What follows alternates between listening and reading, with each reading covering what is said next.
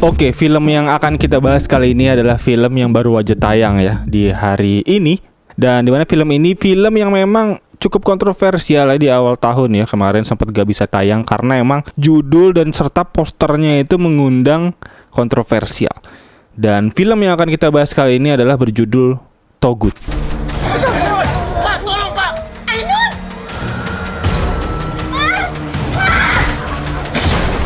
Ainun!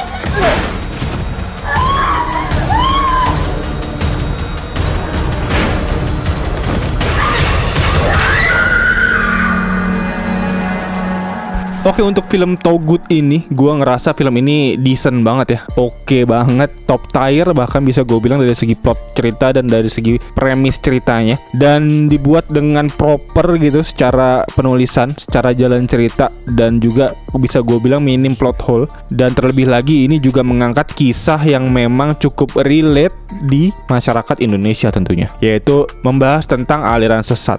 Dan ditambah lagi ini gue juga ngerasa film ini sepertinya berhasil ya membuat ambience dan memberikan rasa merinding gitu di perfilman Indonesia. Jadi setelah sekian lama nih, terakhir di tahun ini gue ngerasa merinding tuh di film Siksa Kubur. Sekarang gue berhasil ngerasa merinding lagi gitu di film Togut ini. Jadi bisa gue bilang ini film yang memang cukup top tier lah, keren banget. Dan juga bahkan bisa gue bilang ini film terbaiknya Bobby Prasetyo sebagai sutradara ya di tahun ini. Dan untuk cast-castnya juga di sini bisa gue bilang oke banget. Dimana ini ada Yasmin Naper yang memerankan Ainun, lalu selanjutnya ada Arbani Yazis memerankan Bagas, dan selanjutnya ada Ria Ricis juga di sini main sebagai supporting aktris ya, memerankan Rini. Dan ditambah lagi di sini ada Wani Darmawan sebagai Abah Mulia, lalu ada Denis Adiswara juga sebagai Lingga di sini sebagai villain ya di film ini, dan juga ada Hana Saraswati memerankan Ajeng. Selanjutnya ada Keanu Aska yang memerankan Rahmat, serta ada Nazarius Sudaryono sebagai Uwak Budi, supporting aktor juga. Dan untuk sinopsisnya singkat menceritakan Ainun ini diperankan oleh Yasmin Naper tadi, dimana dia adalah seorang remaja yang tinggal di pesantren, yang dimana dia ini juga mempunyai idola ya di TV bernama Abah Mulia, dimana Abah Mulia ini terkenal di TV karena kesaktiannya yang bisa menyembuhkan orang lain gitu ya. Dan singkat cerita, setelah kematiannya Abah Mulia ini yang disiarkan juga di TV dan cukup menggemparkan juga di berita di situ ya diperlihatkan, Ainun mengetahui bahwa ternyata si Abah Mulia ini adalah ayah kandungnya setelah diberitahu oleh Lingga ya, dimana Lingga ini adalah asistennya dari Abah Mulia ini. Dan tentunya ini membuat Ainun kaget bukan kepalang ya. Dan juga terlebih lagi Ainun memang sangat mengidolakan si Abah Mulia ini yang ternyata adalah ayahnya gitu. Dan setelah mengetahui ini, Ainun tentunya cukup marah juga gitu terhadap Uwak Budi yang udah merawat dia sedari kecil, yang dimana ternyata Uwak Budi ini memang dititipkan oleh sang ibunya Ainun ketika ibu Ainun ini meninggal dunia sewaktu kecil gitu. Dan singkat cerita, Ainun yang memang penasaran dan juga pengen tahu lebih dalam tentang ayahnya memutuskan untuk bisa datang melayat ya ke padepokannya Abah Mulia ini, dan ditemani oleh Bagas serta Rini, dimana teman pesantrennya ya di padepokan. Dan tentunya mereka bertiga ini mengendap-endap untuk bisa keluar dari pesantren dan untuk bisa datang melayat gitu. Dan sesampainya Ainun dan kawan-kawan ini di kediamannya Abah Mulia untuk melayat, Ainun tentunya melayat, dan lebih dalam lagi ternyata Ainun mulai terjebak ya dalam aliran ajaran Abah Mulia ini, yang ternyata setelah diperlihatkan lebih dalam adalah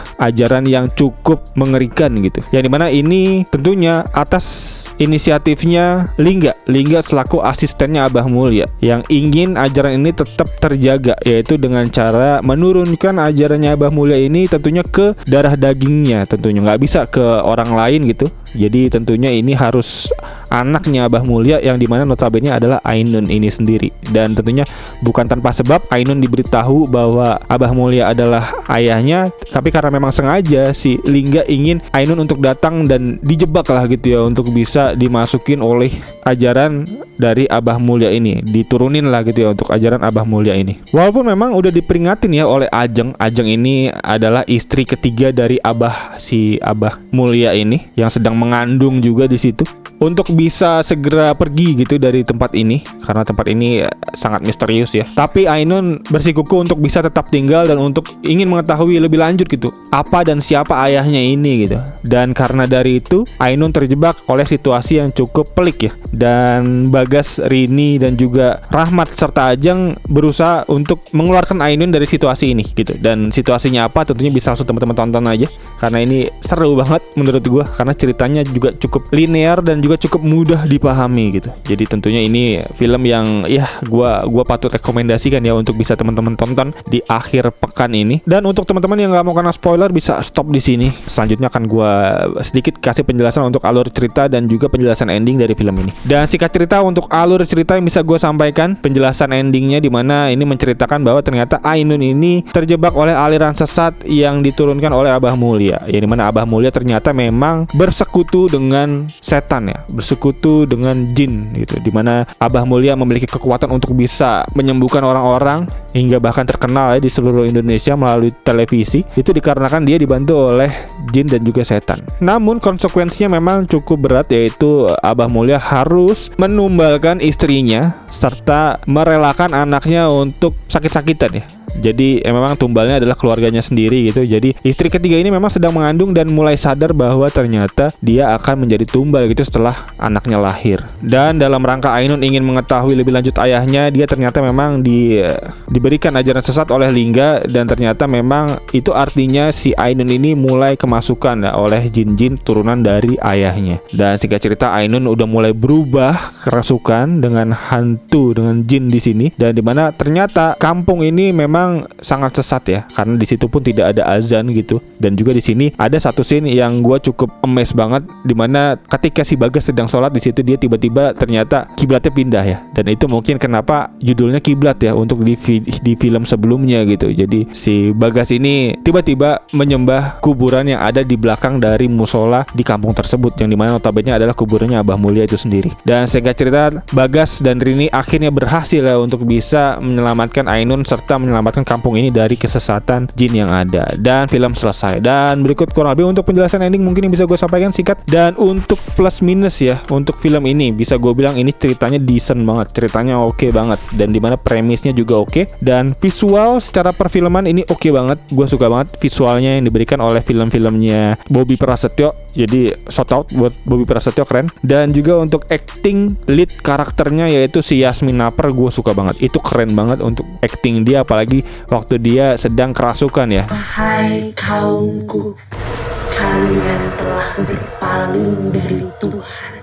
Dan ditambah lagi oleh efek-efek suara ngomong yang kayak gede gitu, itu serem banget, keren. Dan juga make up hantunya ini juga serem banget ya, dimana make upnya oke banget di sini. Si Yasmin Naper di make up secara proper bisa gue lihat. Dan juga untuk minus di sini gue ngerasa detail-detailnya ada yang kurang ya. Detail-detail kayak di ending ada Bagas di situ yang tiba-tiba bisa tinggal bareng dengan Ainun, itu cukup aneh menurut gue, karena Bagas dan ya Ainun harusnya cukup mengerti ya bahwa nggak boleh gitu, orang yang belum mahram untuk tinggal bersama itu berbahaya, tentunya nggak boleh. Dan juga selanjutnya ada main lead karakter kita si Ainun yang udah membunuh si ibu tirinya itu Hana. Bisa-bisanya dia tidak diringkus oleh polisi. Itu mungkin logika yang simple tapi cukup menjadi pertanyaan gitu, plot hole di akhir film ya. Itu mungkin detail kecil yang bisa gue berikan untuk minusnya. Dan selanjutnya mungkin minus seperti Ria Ricis ya, yang dimana menjelang ending ketika ada percakapan dengan si Rahmat, si bocil ini, yang ternyata dimana Abah Mulya ini hanya bisa dibunuh oleh darah dagingnya, yaitu Rahmat gitu artinya yang bisa membunuh. Dan Rahmat juga bisa membunuh si Ainun. Dan dengan lurusnya si Ria Ricis ini bilang bahwa berarti yang bisa bunuh cuman Rahmat dong. Padahal kan ini sebenarnya sahabatnya si Ainun ya. Harusnya nggak bisa ngomong kayak gitu secara logika. Itu mungkin minus detail yang gua tangkap agak aneh ya. Dan selanjutnya selanjutnya juga terakhir ada scene ketika Bagas sedang sholat di siang hari, yang dimana mungkin gue tangkap itu sholat asar ya, tapi kenapa kok suaranya dilantangkan gitu, suaranya dikeraskan? Karena kita tahu sebenarnya sholat ketika siang hari harusnya nggak dikeraskan ya suaranya. Jadi mungkin itu detail-detail kecil yang menjadi pertanyaan, mungkin menjadi plot hole juga sedikit gitu di film ini. Dan selanjutnya untuk minus yang kedua, mungkin ada kekurangan acting dari supporting aktornya, supporting aktrisnya di sini, yaitu Ria Ricis. Gue selalu ngerasa Ria Ricis ini kayaknya agak sedikit kurang dari segi pendalaman karakternya secara actingnya gitu. Dimana gue nggak bisa melihat acting Ria Ricis secara tulus di beberapa scene. Jadi mungkin itu ya yang jadi sedikit minus aja untuk dari film ini. Padahal sebenarnya kalau misalkan bisa kita lihat seluruh castnya ini oke-oke banget, gak ada masalah sama sekali ya. Bahkan bisa gue bilang